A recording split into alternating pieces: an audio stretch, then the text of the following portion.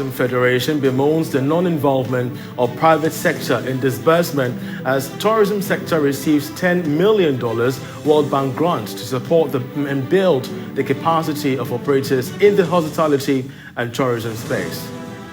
With the challenge, and we've been talking about this for only God knows when we started this whole grant. Unfortunately, the private sector is normally not consulted. Plus, foreign policy expert predicts short-term disruptions in trade and economic partnerships between the UK and Ghana as Prime Minister Boris Johnson resigns. Short term, this will cause a shock in some continuity of relations, but it is possible that a much better and more capable leader will come. Ahead, we will also engage and hear from the country coordinator of CAT International, Kusi Apia Edumako. All these and more coming shortly. Just stay with us.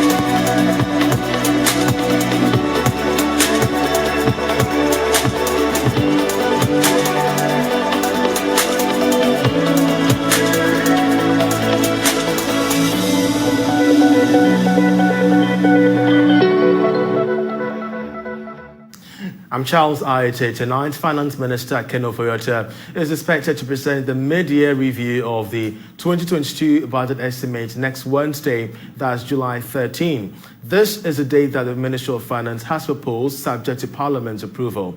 But will there be a supplementary budget on the table? George Riaferi's report explains. Finance Minister Ken Ofori-Atta is going to Parliament for this exercise because the country's Financial Administration Act requires that he updates Parliament on the macroeconomic situation not less than 31st July each financial year, which has been christened the Mid-Year Fiscal Policy Review. The minister is expected to tell Parliament how we've performed for the first 6 months of this year, especially when it comes to our revenue situation, as the numbers for the first quarter of this year show that things were not looking that good. There were initial reports that the government may consider a supplementary budget, but our checks indicate that there is nothing on the table for now. The mid-year review will also update Parliament on the expenditure targets, inflation rate, and the growth rate numbers, and whether current developments on the international market should force the minister to adjust the end-of-year projections.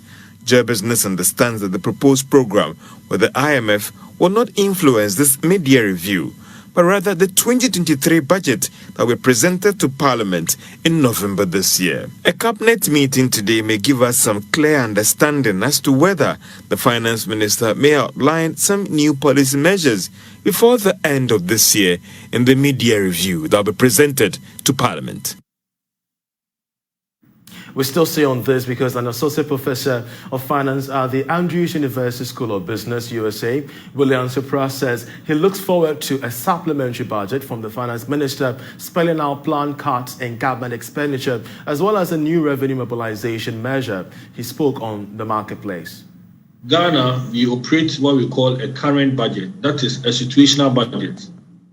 So looking at what is currently happening in the country, the finance minister will have to change government policy. Already he has given the indication of reduction of expenditure by 20%.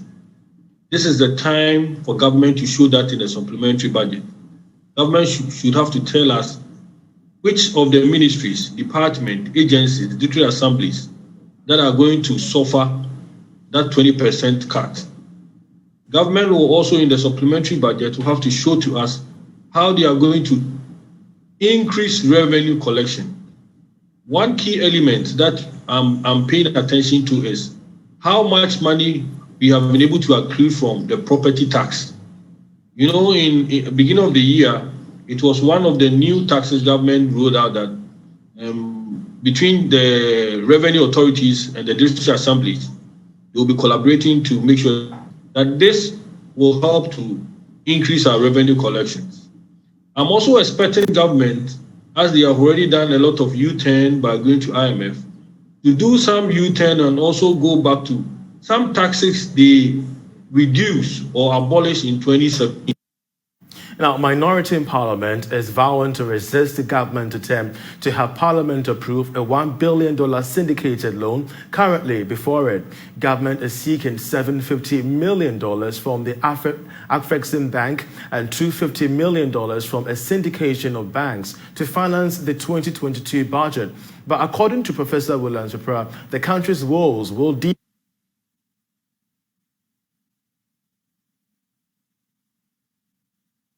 Very, very critical for us as a country. They already have seen the first quarter numbers, and which is indicating that our revenue that we generated couldn't even pay our interest payments. And then also, it's really affecting our balance of payments. So if you look at the purpose for this $1 billion syndication loan, of this is going to support our balance of payment, and then 750 will be supporting our budgets. If they don't give government approval on this particular loan, the country is going to really suffer.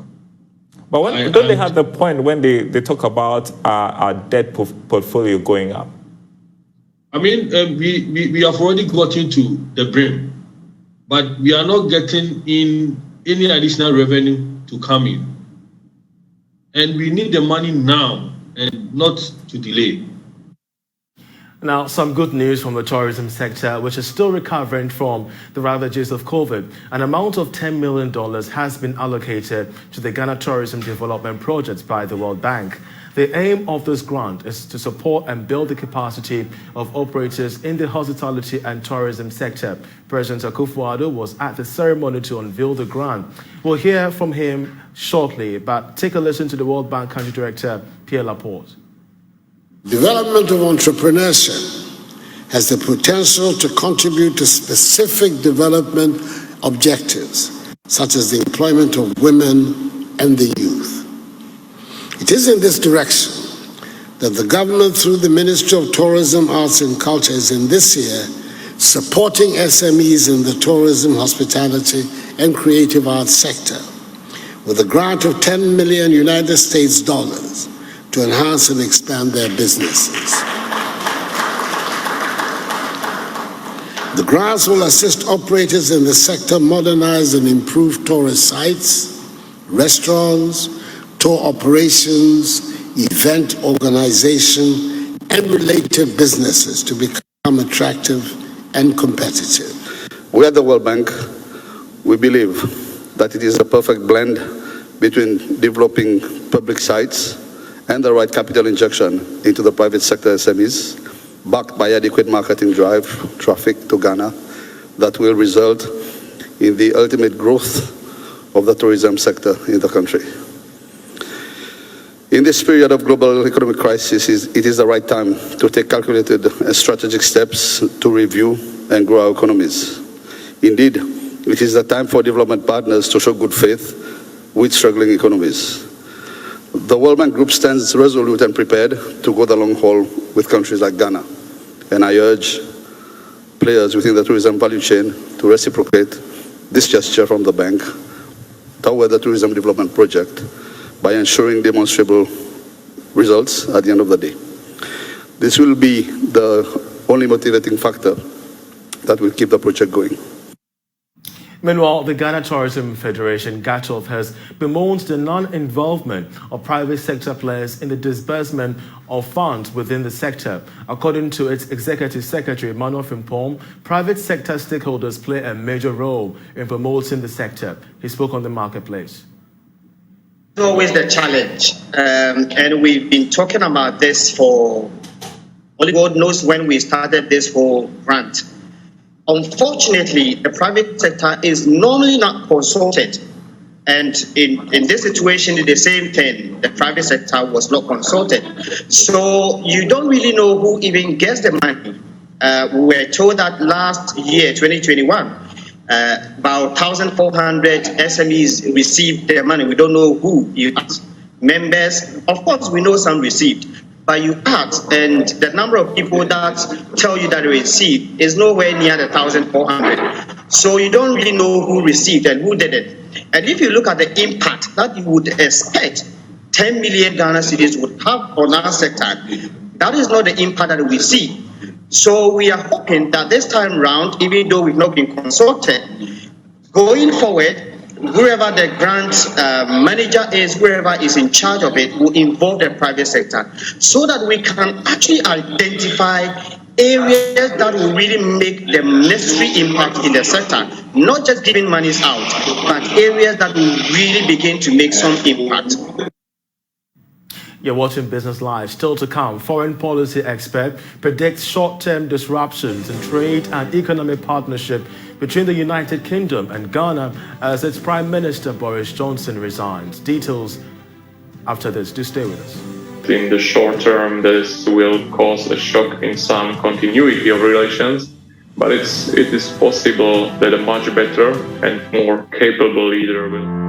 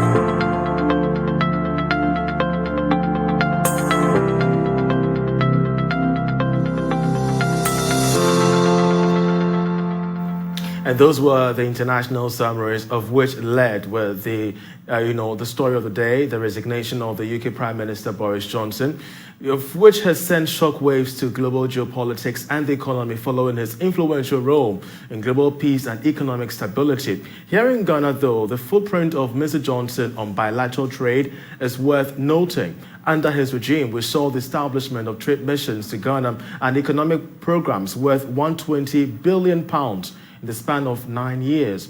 Could all these gains be wiped away amid Boris's resignation? Marian Doris is a foreign policy expert in the United Kingdom, as well as an economic advisor to the European Union Parliament. He tells Joy Business the PM's resignation will cause a shock in the continuity of trade relations in the short term.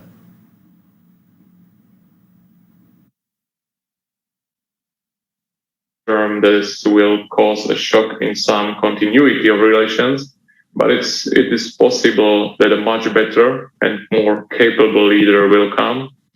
Ideally, one that can appreciate the enormous potential, and not only of Ghana, but also of other African countries. The leader who can act on the basis of equality and the value of partnership, which brings about a foreign policy setting that is long-lasting and goes beyond the election period.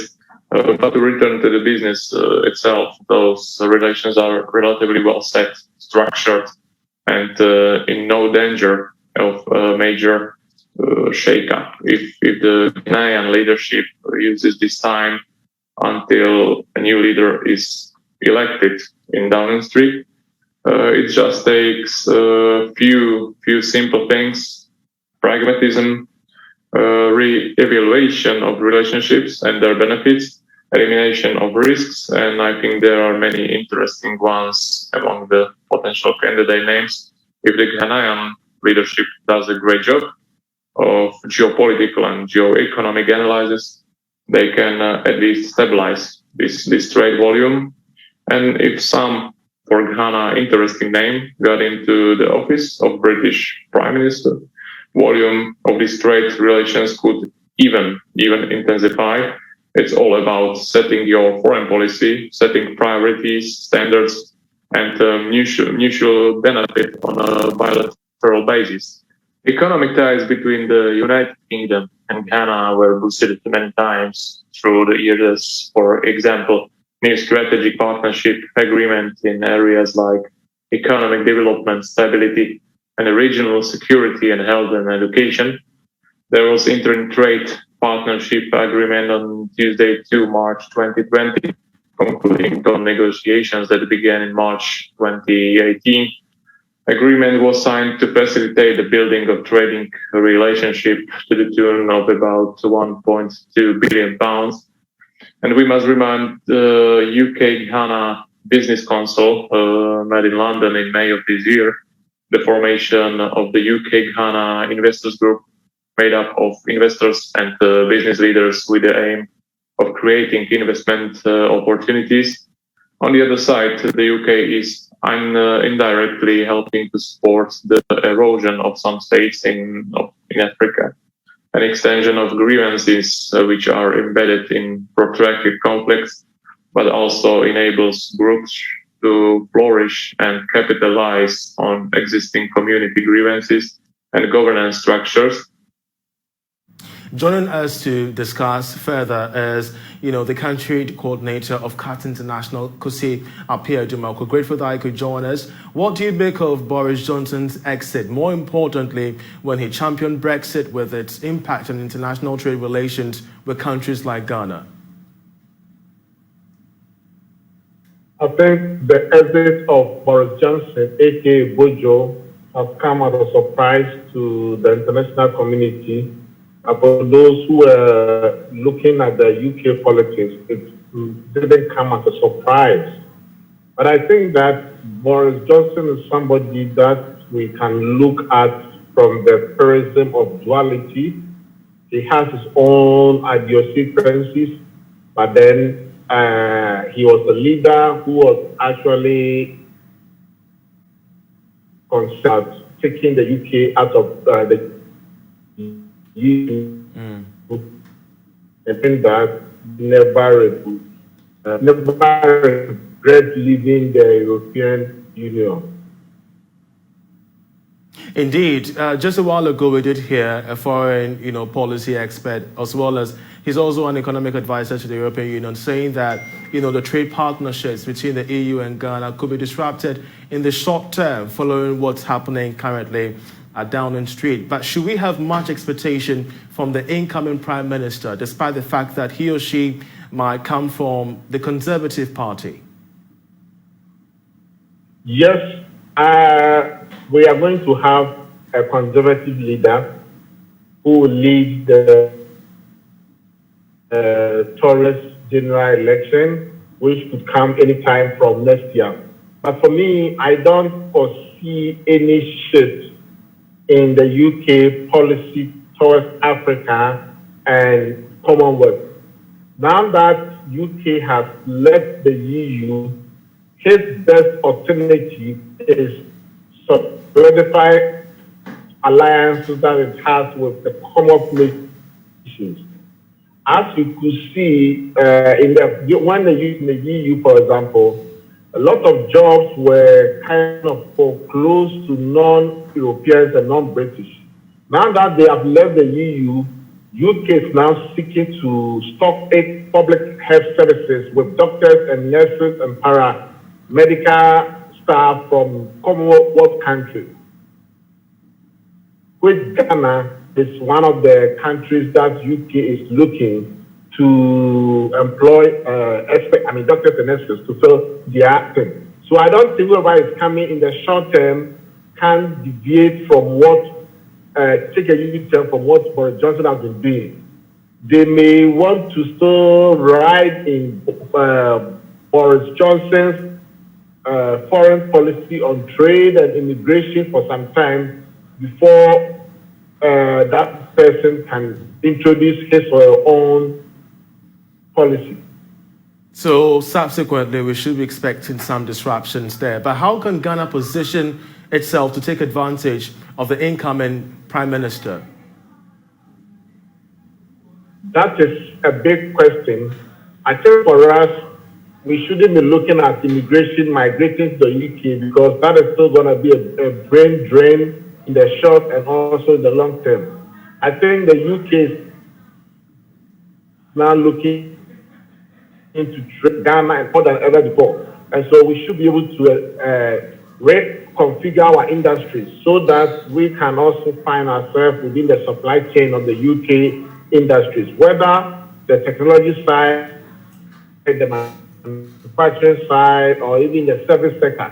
Because you take, for example, most of the UK service sector, the call centers and other things are housed in Asia, in India and Pakistan. What can we do as a country to tap into all these opportunities? When you take, for example, in the garment industry, countries like Sri Lanka and Nepal and India and Vietnam produces products for the UK apparel and garment industry. What these opportunities that Ghana as a country can also pick ourselves so that once the new prime minister comes, we will also be able to have something on the table and start talking with British industries. And mind you, businesses are interested in where they can get goods at cheaper price and also a fit with that. And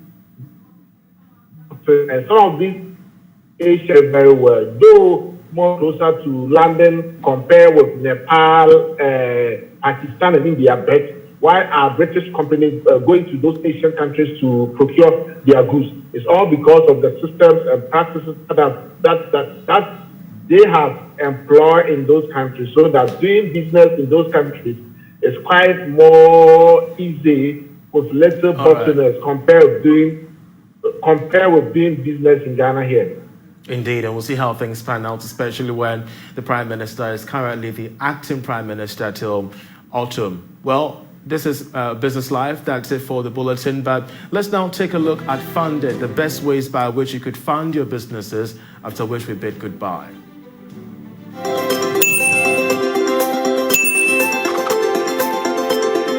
Hello guys, once again you are welcome to Fund It with me, Dr. Thelma from the Desert Youth Services and Consultancy. Today we're talking about how much cash you need in terms of investment. Always determine how much cash you need from the investor. No investor wants to come to you and then you don't know just how much capital you need for him to invest into your business. And so in putting all of your business ideas and everything together to seek funding, make sure that you know exactly how much capital you are looking for. Sometimes it is a bit difficult to tell the exact amount that you need. And so there is also room to give a range, but make sure that you are not giving too little an amount or too high an amount that you cannot justify. Whatever funds or whatever amount you look for, make sure that it is something that you can justify, it is realistic, and it is achievable. That way you are able to convince the investor that this is how much I need and this is what I need it for. Thank you for your time. See you in the next session.